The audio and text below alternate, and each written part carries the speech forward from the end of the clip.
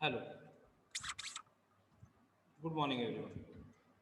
आपला सेकंड युनिटमधला first chapter आपण स्टार्ट करणार होतो. आपण त्याचं नाव आहे कन्सेप्ट ऑफ सप्लाय. आता कन्सेप्ट ऑफ सप्लायमध्ये 3 पिलर्स ऑफ जीएसटी म्हटलेले आहेत. कोणकोणते आहेत? What, where, when. What, where, when मध्ये व्हॉट म्हणजे व्हॅल्यू ऑफ सप्लाय, व्हेअर मध्ये येतं व्हेअर प्लेस ऑफ सप्लाय, आणि व्हेन मध्ये येतं टाइम ऑफ सप्लाय. ओके, आता आपण बघूयात fundamentals of GST. Fundamentals of GST मध्ये सगळ्यात आधी आपण बघूयात introduction. The introduction of goods and service tax is a significant reform in the field of indirect taxes in our country. GST म्हणजे काय, तर आपल्या कंट्रीमध्ये सुरू केलेला इनडायरेक्ट टॅक्स आहे, नवीन रिफॉर्म केलेला टॅक्स आहे. Multiple taxes levied and collected by the center and state will be replaced by one tax called the goods and service tax. So ज्यावेळेला सेंट्रल आणि स्टेट गव्हर्नमेंट वेगवेगळे टॅक्सेस जे collect करायचे त्याच्याऐवजी एकच टॅक्स फॉर्म केला गेला, त्याला म्हटलं गेलं GST. GST is a multi stage value added tax levied on the consumption of goods and service or both. GST हा multi stage value added tax आहे की वेगवेगळ्या स्टेजला तो लागू केला जातो. मग त्याच्यामध्ये consumption and goods or services, so goods and services दोन्हीचं कन्झम्पशन असेल त्या ठिकाणी त्याचा तो लागू केला जातो. Dual GST model has been adapted in view of federal structure of our country. कंट्रीमध्ये ड्युअल जीएसटी मॉडेल आपण काय केलं की अडॉप्ट केलं. मग ड्युअल म्हणजे काय, तर central and state will simultaneously levy GST on every supply of goods and services or both. काय केलं जातं, सेंट्रल गव्हर्नमेंट आणि स्टेट गव्हर्नमेंट काय करतात, सो हे जे दोन्ही आहेत सेंट्रल आणि स्टेट गव्हर्नमेंट, सॉरी जीएसटी वरती, सो सेंट्रल आणि स्टेट दोन्ही गव्हर्नमेंट काय करतात त्याच्यावरती टॅक्स लागू करतात. म्हणून त्याला म्हटलं गेलं the central and state will simultaneously levy GST on every supply of goods or services or both, which takes place within a state or union territory. Thus, there is shall be two components of GST. मग तो union टेरिटरीमध्ये जरी असेल तरी तिथे सुद्धा तो GST दोन ह्याच्यामध्ये लागू केला जातो. याला युटी जीएसटी म्हटलं जातं आणि सेकंड वन सीजीएसटी. आता central tax CGST levied and collected under the Authority of CGST Act 2017 passed by the Parliament. Central tax जो आहे तो कोणत्या ऍक्ट खाली पास केला गेला, तर levied and collected under the authority of GST act 2017. So authority of GST act 2017 ने नुसार पार्लमेंटमध्ये सेंट्रल टॅक्स सीजीएसटी जो आहे तो पास केला गेला. Then state tax levied and collected under the authority of SGST Act 2017 passed by respective state. So प्रत्येक स्टेटने SGST act 2017 under हा जो ऍक्ट आहे सीजीएसटी टॅक्स आहे तो पास करून घेतलाय. देन येतं IGST.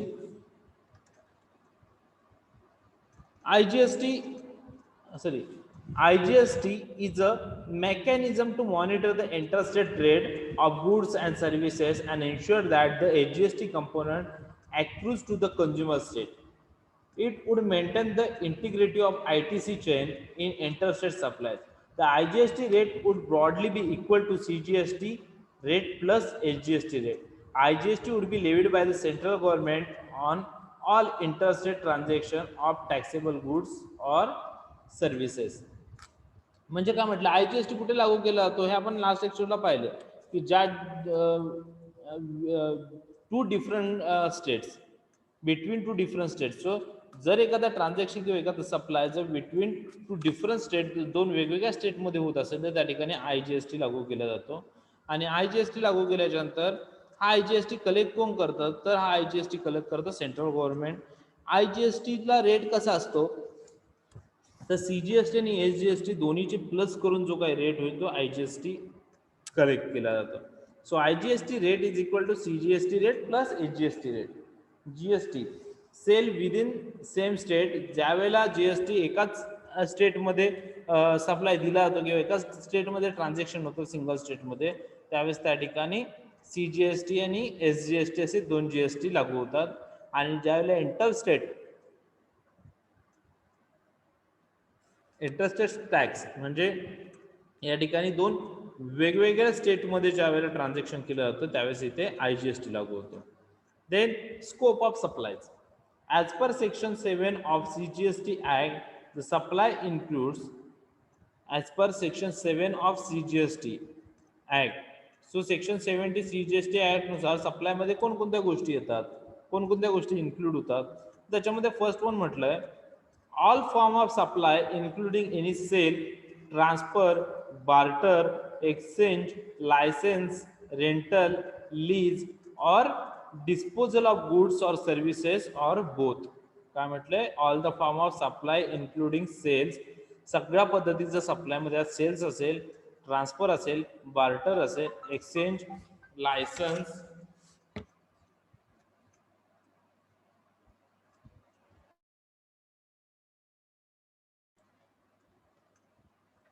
Rental, lease or disposal of goods or services or both. म्हणजे या सगळ्या गोष्टींचा सप्लाय जो आहे तो मग त्या गुड्स असू देत किंवा सर्व्हिसेस असू देत तर त्या सप्लायमध्ये इन्क्लूड होतात. Then the transaction is in the course of furtherance of business. The transaction in the course of furtherance of business म्हणजे काय म्हटलं बघा त्यांनी. So transaction in the course of furtherance of business म्हणजे याच्यात काय की तुमच्या बिझनेससाठी एखादं ट्रान्झॅक्शन करताय, बिझनेसच्या पुढचा बिझनेसचा विचार करून, तर ते सुद्धा तुमचं GST मध्ये येतं.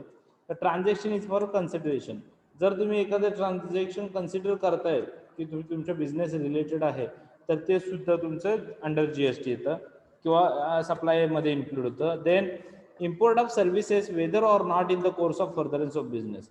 एखादा तुम्ही इम्पोर्ट करताय तुमच्या काय म्हणतोय तुमच्या कंपनी थ्रू एखादा इम्पोर्ट करताय, मग ते तुमच्या भविष्य प्रोजेक्टच्या सॉरी तुमच्या कंपनीच्या भविष्याच्या दृष्टीने असू देत किंवा नसू देत तर ते सुद्धा तुमच्या काय सप्लायमध्ये इन्क्लूड होतं. Then next the transaction as specified in schedule 1 even without consideration. हे तुम्हाला चार्टमध्ये तुमच्या डिस्कस केलेलं आहे. Then the transaction as a specified in schedule 2. Schedule 2 मध्ये कोणतं आहे ते सुद्धा तुम्हाला चार्टमध्ये दिलेलं आहे. आता अँड एक्सक्लुडेड कोणत्या आहेत गोष्टी की ज्या सप्लायमध्ये येत नाहीत, तर अशा गोष्टी कोणत्या आहेत, तर त्याच्यातलं फर्स्ट वन आहे transaction as specified in schedule 3. हे सुद्धा शेड्यूल 3 तुमच्या खाली दिलेलं आहे तुम्हाला. Then transaction undertaken by central government, state government or any local authority, however subject to the above provision. So authority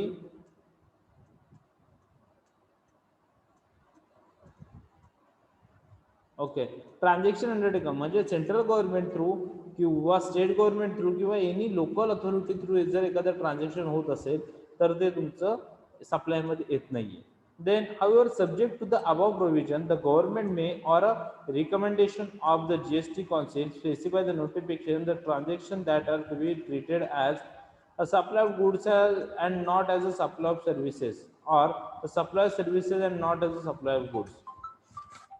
काय म्हटलं त्यांनी की GST काउन्सिलच्या specify notification the transaction that are be treated as की असे transaction government may recommendation of GST council. So GST काउन्सिलने recommend केल्याप्रमाणे ज्या सप्लाय गुड्स आहेत त्या सप्लायमध्ये सॉरी ज्या goods are not a supply of services म्हणजे जर एखाद्या गुड्सचं सर्व्हिसेस म्हणून सप्लाय करत असाल तर तो सर्व्हिसेस म्हणून सप्लायमध्ये तो येणार नाहीये. किंवा एखाद्या गुड्सचा जर तुम्ही गुडचा सर्व्हिसेस आणि एखाद्या सर्व्हिसेसचा गुड्स म्हणून सप्लाय करत असाल तर त्या सुद्धा इन्क्लूड होत नाही. ओके. Then schedule 2. आता बघा शेड्यूल 2 मध्ये आणि शेड्यूल 3 मध्ये काय काय येतं. शेड्यूल 2 मध्ये काय म्हटलंय, since GST has bought both goods and services under single tax bracket it is a necessary to differentiate the activities either as a goods or services to determine the taxability of the same schedule to as differentiate the goods and services. काय म्हटलंय, since GST has brought both goods and services under single tax bracket. आता तुमचे goods and services सगळे एकाच tax under येत असते. It is necessary to differentiate the activities either as good or services. मग त्याच्यात ज्या काही ऍक्टिव्हिटी असतील त्या तुम्हाला सर्व्हिसेस आणि गुड्सनुसार वेगळा करायला पाहिजे. Taxability of the same schedule 2 has differentiate the goods and service, आणि शेड्यूल 2 मध्ये या गुड्स अँड सर्व्हिसेस जे आहेत ते वेगळे केलेले आहेत. Activity consider as the supply of goods, मग कोणत्या गोष्टी आहेत की जे सप्लाय ऑफ गुड्स मध्ये इन्क्लूड होतात. तर याच्यामध्ये फर्स्ट म्हणजे transfer of title in goods, sales of goods, हे आपण पाहिलेलं आहे मागे. Activity of supply, supply of goods services, हे ऑलरेडी आपण डिस्कस केलेलं आहे. Then nature of supply, it is a very important to determine the nature of supply, whether is interstate or intrastate, and the kind of tax to be paid, IGST or CGST plus HGST depend on that. Nature of supply, मग तो nature of supply मध्ये दोन प्रकार म्हटलंय की एक तर supply interstate आहे की इंट्रास्टेट आहे. जर इंटरस्टेट सप्लाय असेल, काय म्हटलंय, जर इंटरस्टेट सप्लाय असेल तर त्या ठिकाणी IGST लागेल, आणि जर इंट्रास्टेट असेल तर त्या ठिकाणी CGST आणि SGST लागेल. Okay. Then interstate supply, subject to the place of supply provision, where the location of the supplier and the place of supply are in two different state. काय म्हटलं, इंटरस्टेट मध्ये supply कुठे कोणाच्या मध्ये झाला पाहिजे, टू डिफरंट स्टेट, दोन वेगवेगळ्या स्टेटच्या मध्ये झाला पाहिजे. Second B two different union territories, दोन युनियन टेरिटरीच्या मध्ये झाला पाहिजे. Otherwise a state and a union territory, otherwise एक युनियन टेरिटरी आणि एक स्टेट यांच्यामध्ये सप्लाय झाला तरच तो इंटरस्टेट सप्लाय समजला जातो.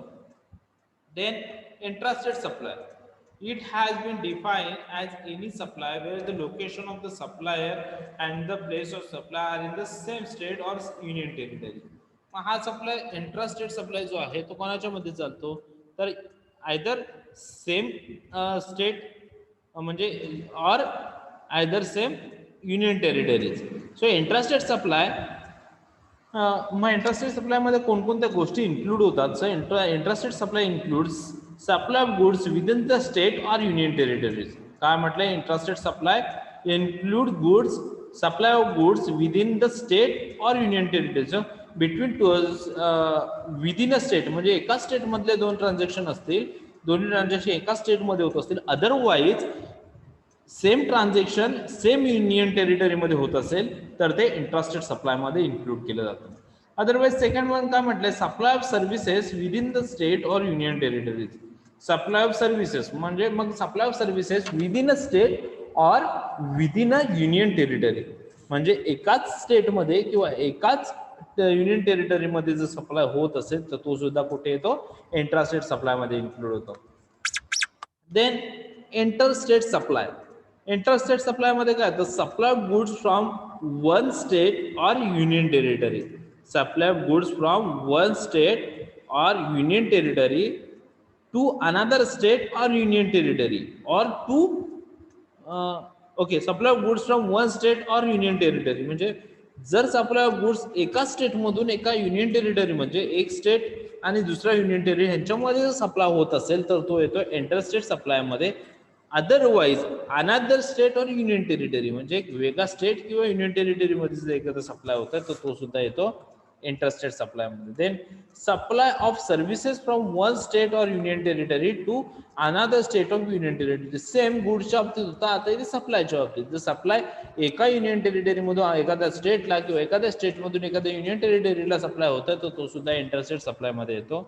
Then import of goods till they the cross custom frontier, so तुमच्या कस्टम बाउंड्रीज ज्या आहेत की त्यांच्या बाहेर ज्या वेळेला तुमचा इम्पोर्ट ऑफ गुड्स होतो त्यावेळेस तो सुद्धा तुमचा इंटरस्टेट सप्लाय मध्ये येतो. Then import of services, same import of सर्व्हिसेसच्या बाबतीत, export of goods or services किंवा export of goods and services both ते सुद्धा येते. Supply of goods services to by CZ, CZ यानी की interstate trade supply. Then supply of international tourist, supply to international tourist. So international tourist ला जो काही supply तुम्ही देणार तो सुद्धा तुमचा इंटरस्टेट सप्लाय मध्ये येतो. Then any other supply in taxable territory which is not intrastate supply, आणि कोणत्याही बाकीचे जर टॅक्सेबल टेरिटरीज असतील तो जो इंट्रास्टेट सप्लाय मध्ये जर इन्क्लूड होत नसेल तर तो कुठे इन्क्लूड होतो, IGST मध्ये म्हणजेच interstate सप्लायमध्ये.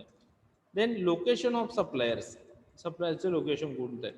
Broadly it is the registered place of business or the fixed establishment on the suppliers from where the supply is made. Sometimes a services provider has to go a client location for providing services. However, such place would not be considered as a location of the suppliers. It has a it has to either regular place or business or fixed establishment which is having sufficient degree of permanence and suitable structure in terms of human and technical resources. आता काय म्हटलं location of supplier, suppose माझ्याकडे एखादा client आला, त्याने डस्टरची माझ्याकडे demand केली, मी त्याला डस्टर प्रोव्हाइड करायचं मला त्याला, पण मी म्हटलं की विदिन स्टेट IGST मला लागेल, दुसऱ्या स्टेटमध्ये जाऊन करतोय म्हणून म्हणून मला ते वाचवण्यासाठी मी काय केलं की सप्लाय द्यायच्या ऐवजी स्वतः ते मटेरियल घेऊन गेलो त्याच्या ठिकाणी आणि त्याच्या हातात त्याची सप्लाय दिलं. आता अशा कंडिशनला सप्लायर म्हणजे मी थोडक्यात मी सप्लाय केलं नाही, मी स्वतः नेऊन दिलं, पण GST मध्ये तसं कन्सिडर होत नाही. GST मध्ये तुमचं एस्टॅब्लिश म्हणजे तुमची कंपनी ज्या ठिकाणी आहे, तुमचं वेअरहाऊस ज्या ठिकाणी एस्टॅब्लिश आहे, तुमचे वर्कर्स ज्या ठिकाणी काम करतात त्याच ठिकाणाला सप्लायर्स प्लेस म्हणून म्हटलं जातं. मग ते तुम्ही बाय हँड नेऊन जरी दिलं तरी तो सप्लायच पकडला जाईल, अदरवाईज तुम्ही ट्रान्सपोर्ट टू सप्लाय दिला तरी तो सप्लायच पकडला जाईल. Okay. Then place of supply. Place of supply. Place of supply provision have been framed for goods and services, keeping in mind the destination consumption principles. In other words, the place of supply is based on the place of consumption of goods or services. As goods are tangible, the determination of their place of supply based on the consumption principle. It is not difficult. Generally, the place of delivery of goods becomes to place of supply. However, the service being intangible in nature,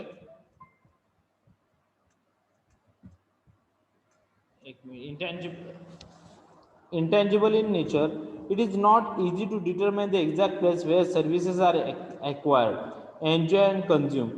In respect of certain categories of services, the place of supply is determined with reference to a proxy. काय म्हटलंय? Place of supply provision have been frame for goods and services. Place of supply जो आहे तो फ्रेमचा goods and services नुसार frame केला जातो. Keeping in mind the destination consumption principles, ज्या ठिकाणी त्याचा यूज होणार आहे त्या प्रोडक्टचा किंवा त्या सर्व्हिसेसचा, त्याला काय म्हटलं जातं? Destination. Okay. In other words, the place of supply is based on place of consumption of goods or services. Place of supply कशावरती बेस आहे? तर ज्या ठिकाणी त्या गुड्स और सर्व्हिसेसचा यूज होणार आहे. ॲज गुड्स आर टँजिबल, जर ते गुड्स टँजिबल असतील, the determination of their place of supply based on consumption principles. It is not difficult. जर टँजिबल असतील तर ज्या ठिकाणी तुम्ही सप्लाय देणार आहात त्याला प्लेस ऑफ सप्लाय म्हणू शकता, ते काही फार कठीण नाहीये. Then the place of delivery of goods becomes the place of supply. म्हणजे ज्या ठिकाणी तुम्ही त्या गुड्सची डिलिव्हरी देणार आहात त्याला तुम्ही म्हणू शकता place of supply. However the services being intangible in nature, पण जर त्या सर्व्हिसेस इंटँजिबल असतील नेचरने, it is not easy to determine the exact place where services are required. तर मग तुम्हाला सांगता येणं कठीण आहे की तुम्हाला सर्व्हिसेस नेमका द्यायच्यात कुठे किंवा कुठे कोणत्या ठिकाणी द्यायचं, कारण ते इंटँजिबल आहेत, enjoyed and consume. Then in respect of certain categories of services, अशा वेळेस the place of supply is determined with reference to a proxy. काय म्हटलं? अशा वेळेस प्रॉक्सीवरती ठरवलं जातं की सप्लाय प्लेस कोणता, प्लेस ऑफ सप्लाय कोणता आहे. Then a distinction has been made between B2B. A distinction has been made between B2B, business to business, and B2C, business to consumer transactions. As B2B transactions are vast transactions, since the ITC is availed by the registered person, recipient, and no revenue accrues to the government. The distinction has been made between B2B, business to business transaction. So ज्यावेळेला business to business transaction होतील किंवा and B2C, business to consumer transaction, किंवा B2C, business to consumer transaction होतील. As B2B transaction are vast transaction, since the ITC is availed by the registered person, recipient, and no real revenue accrues to the government. म्हणजे काय म्हटलं बघा यांनी, आता याच्यामध्ये काय म्हटलं बघा, डिस्टिंक्शन म्हणजे B2B आणि B2C हे दोन ट्रान्झॅक्शन आहेत ते डिफरंट आहेत. कारण B2C हा बिझनेस टू कस्टमर होतो, याच्यामध्ये सगळ्या प्रकारचा टॅक्सेस बसतात आणि याच्यातून रेव्हेन्यू कलेक्ट होतो. पण B2B ट्रान्झॅक्शन मधून गव्हर्नमेंटला रेव्हेन्यू कोणत्याही प्रकारचा कलेक्ट होत नाही. No real revenue accrues to the government B2B transaction मध्ये. Then separate provision for a supply of goods and services has been made for the determination of their place of supply. So place of supply नुसार प्रत्येकाला वेगवेगळा GST काय आहे ठरवून दिलेलं आहे किंवा प्रत्येकाचा लॉ वेगळा आहे. सेपरेट प्रोव्हिजन, त्यासाठी सेपरेट प्रोव्हिजन आहे. Separate provision for a determination of the place of supply in respect of domestic supplies and cross border supplies have been frame. आणि त्याच पद्धतीने वेगवेगळे म्हणजे डोमेस्टिक सप्लाय आणि क्रॉस बॉर्डर म्हणजे तुमच्या स्टेटच्या बाहेरचा सप्लाय. सो या दोन्ही सप्लायला एक फ्रेम बनवून दिलेली आहे, प्रोव्हिजन केलेलं आहे त्या पद्धतीने. Then relevant definitions. आता याच्यामध्ये under section 2 subsection 105 suppliers. Supplier म्हणजे कोण? Supplier is a relation to any goods or services or both shall mean the person supplying the said goods or services or both and shall include. जो कोण person goods and सर्व्हिसेसचा किंवा दोन्हीचा supply देईल त्याला काय म्हटलं गेलंय? Supplier. An agent acting as a such on behalf of such suppliers in relation to the goods and services both supplied. किंवा गुड्स अँड सर्व्हिसेस सप्लाय करण्यासाठी सप्लायर करून ॲज अ एजंट म्हणून ऍक्टिंग करणारा जो कोणी पर्सन असेल तो सुद्धा GST नुसार सप्लायर ठरवला जातो. Okay. Then recipient. Who is recipient? Under section 2 subsection 93, recipient of supply of goods or services or both means where a consideration is payable for a supply of goods or services or both, the person who is liable to pay that consideration. काय म्हटलंय? Where a consideration is payable for supply of goods or services or both, the person who is liable to pay that consideration. So ज्याला supply मिळणार आहे या दोन्ही गोष्टींचा, services किंवा गुड्सचा, आणि जो याच्यावरचा टॅक्स पेड करणार आहे त्याला रिसिपियंट म्हणतो. Where no consideration is payable for the supply of goods, the person to whom goods are delivered or made available or to whom possession of use of goods is given of made available and. किंवा suppose आपण असं नाही पकडलं की जो tax pay कर जो payable असेल तो रेसिपियंट, असं जर नाही म्हटलं तर सेकंड थिंग आपल्याला असं म्हणता येईल की ज्याच्यापर्यंत आपण गुड्स अँड सर्व्हिसेस पोहोचवतोय, डिलिव्हर करतोय, तो पर्सन त्याला रेसिपियंट तुम्ही म्हणू शकता. Otherwise where no consideration is payable for the supply of services, the person to whom the service is rendered.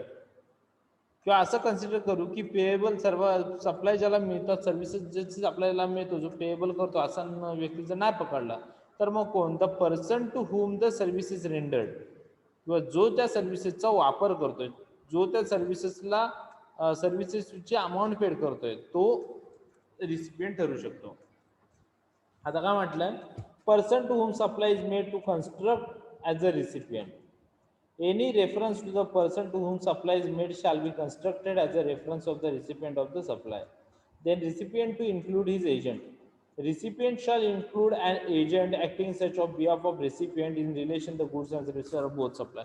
मगाशी ज्या पद्धतीने आपण पाहिलं की सप्लायमध्ये सप्लायर करून जर एखादा एजंट गुड्स अँड सर्व्हिसेसची सप्लाय करत असेल तर तो कोण ठरतो? जे अंडर सेक्शन 2 सब सेक्शन 105 नुसार सप्लायर. सेम त्याच पद्धतीने जर रिसिपियंट करून एखादा एजंट एखाद्या प्रोडक्टची किंवा सर्व्हिस, गुड्सची किंवा सर्व्हिसेसचं डिलिव्हरी घेत असेल तर त्याला आपण काय म्हणू शकतो? अंडर सेक्शन 2 सबसेक्शन 93 नुसार रिसिपियंट म्हणू शकतो. Then under section 2 subsection 71 location of the supplier of services. काय म्हटलंय? Location of the supplier of services means where a supply is made from a place of business for which the registration has been obtained, the location of such place of business. काय म्हटलंय? location of supply of services. Where a supply is made from place of business for which the registration has been obtained, the location of such place of a business. काय म्हटलं, where the supply is made from a place of business, जिथून supply तुम्ही बिझनेसचा देणार आहात, for which registration has been obtain, ज्या ठिकाणी त्याचं रजिस्ट्रेशन तुम्ही करून घेतलंय, the location of such place of business, तर तुमच्या बिझनेसचं ते जे लोकेशन असेल त्याला काय म्हटलं जाणार आहे, प्लेस ऑफ सप्लाय किंवा location of supply. Then where a supply is made from place other than the place of business for which the registration has been obtained, the location of such fix establishment. काय म्हटलं, तर business व्यतिरिक्त एक अशी place आहे की ज्या ठिकाणाहून तुम्ही रजिस्ट्रेशन घेता आणि ती तुमची कायमस्वरूपीची जागा आहे, तर अशा प्लेसला तुम्ही लोकेशन ऑफ सप्लायर म्हणू शकताय.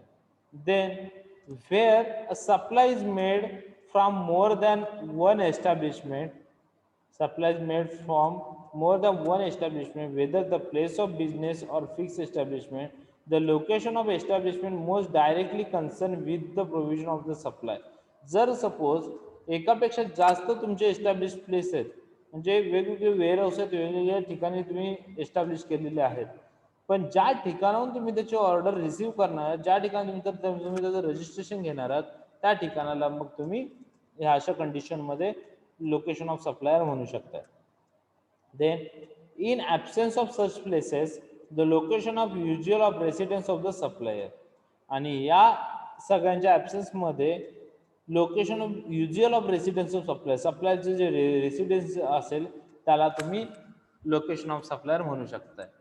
Then under section 2 subsection 17, location of the recipient of services. आता रिसिपियंटचं लोकेशन जे आहे, so location of the recipient of services means where the supply is received at a place of business for which the registration has been obtained, the location of such place of business. ज्या ठिकाणी तुम्ही supply receive करणार आहात, ज्या ठिकाणाहून तुम्ही registration पाठवलं होतं, त्या ठिकाणाला तुम्ही प्लेस लोकेशन ऑफ रिसिपियंट म्हणू शकताय. Then where a supply is received at a place other than the place of business for which registration obtain, the location of fix establishment. Same याच्यामध्ये बिझनेस व्यतिरिक्त एक अशी जागा आहे की ज्या ठिकाणी तुम्ही कायमस्वरूपी on the behalf of business तुम्ही काही गुड्स अँड सर्व्हिसेस रिसीव्ह करताय, तर अशा ठिकाणाला, पण ते कायमस्वरूपी ठिकाण असावं, त्या ठिकाणाला तुम्ही लोकेशन ऑफ रिसिपियंट म्हणू शकताय. Then where a supply is received at more than one establishment, whether the place of business or fixed establishment, the location of the establishment most directly concerned with the provision of the supply. ज्या ठिकाणाहून जर एकपेक्षा जास्त जर तुमच्या establishment places असतील, तर ज्या ठिकाणाहून तुम्ही ऑर्डर देणार आहात, तुमची ऑर्डर ज्या ठिकाणाहून जाईल त्याला तुम्ही प्लेस ऑफ रेसिपियंट म्हणू शकताय. In absence of such places, location of the usual place of residence of the recipient, किंवा ह्या सगळ्यांच्या ॲब्सेंटमध्ये जे रिसिपियंटचे जे रेसिडेन्स असेल त्याला तुम्ही प्लेस ऑफ रिसिपियंट म्हणू शकता. Then place of businesses. Place of businesses includes a place from where the business is ordinarily carried on and included a warehouse, a godown or any other place where the taxable person store his goods, supplies or services, goods or services both of. Place of business कशाला म्हटलं, तर place from where the business orderly carried out, ज्या ठिकाणाहून तुम्ही business चालवताय, आणि include अ wear house, त्या ठिकाणी तुमचं वेअर हाऊस आहे, ज्या ठिकाणी तुमचं गोडाऊन आहे, आणि ज्या ठिकाणी तुम्ही जो टॅक्स पेड करता त्या रिलेटेड जे काही गुड्स अँड सर्व्हिस तुम्ही स्टोअर करून ठेवताय, की ज्या ठिकाणी तुम्ही जर सप्लायर देताय, त्या अशा ठिकाणाला तुम्ही प्लेस ऑफ बिझनेस म्हणू शकताय. Then B, a place where taxable person maintain his books of account, की टॅक्सेबल पर्सन ज्या ठिकाणी त्याचं बुक्स ऑफ अकाउंट मेंटेन करतो, अशा ठिकाणाला तुम्ही प्लेस ऑफ बिझनेस म्हणू शकताय. Then a place where taxable person is engage in business through an agent by whatever name called. A place where taxable person is engage, काय म्हटलं, असं place की ज्या ठिकाणी engage in business through an agent whatever name called, ज्या ठिकाणी एखाद्या taxable पर्सनच्या बिहाफमध्ये एखादा एजंट किंवा एखादा थर्ड पार्टी तिथे काम करते बाय व्हॉट एव्हर नेम काढून, मग त्याला तुम्ही काही नाव द्या, त्याला तुम्ही प्लेस ऑफ बिझनेस म्हणू शकता.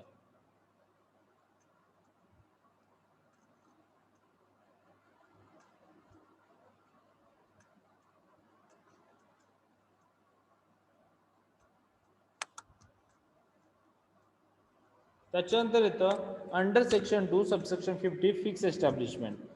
Fix establishment means place other than the registered place of business which is characterized by the sufficient degree of permanence and suitable structure in terms of human and technical resources to supply service or to receive and use service for its own needs.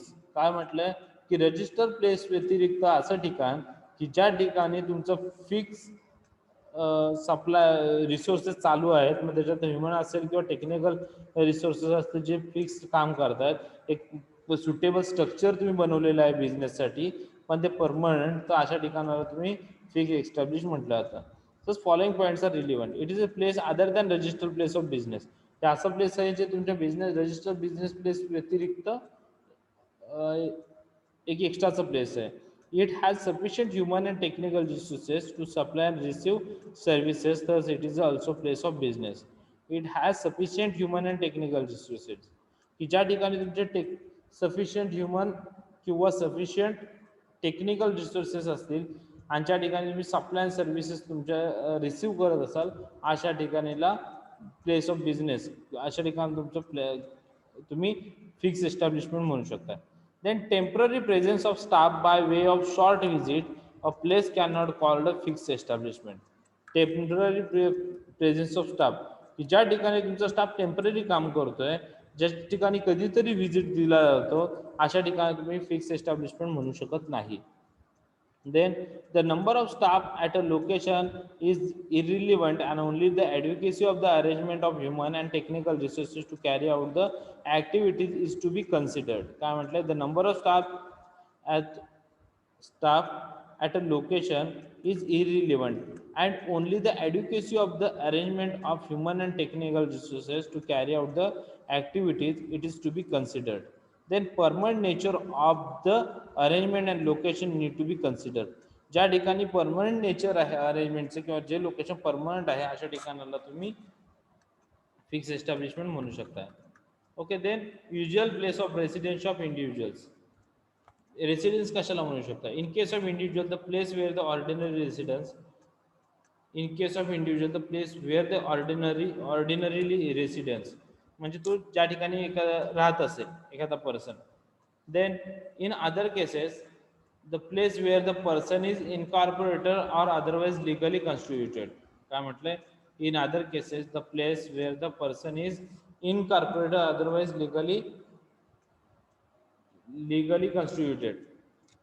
काय म्हटलंय? In other cases the place where the person is incorporated, म्हणजे एखाद्या ज्या ठिकाणी legally तो राहतोय person, त्या ठिकाणी तुम्ही रेसिडेन्शियल म्हणू शकताय. Then address of delivery. Address of delivery means the address of recipient of goods or services both indicated on the tax invoice issued by registered person for delivery such goods or services or both. So goods and services ची delivery करताना जी काय tax invoice बनवलेलं आहे, tax invoice वरती जो काही address आहे indicate केलेला, त्याला ॲड्रेस ऑफ डिलिव्हरी म्हटलं जातं. Then address on record. Address on record means the address of recipient as available in the record of the supplier. सप्लायरच्या रेकॉर्डला जो काही रिसिपियंटचा ॲड्रेस अवेलेबल आहे त्याला ॲड्रेस ऑफ ऑन रेकॉर्ड असं म्हटलं जातं. ओके. याच्यानंतरचा जो आपला पार्ट आहे, determination of establishment most directly uncertain with the supply, next लेक्चरला आपण बघूया. तर आपण इथे थांबूया.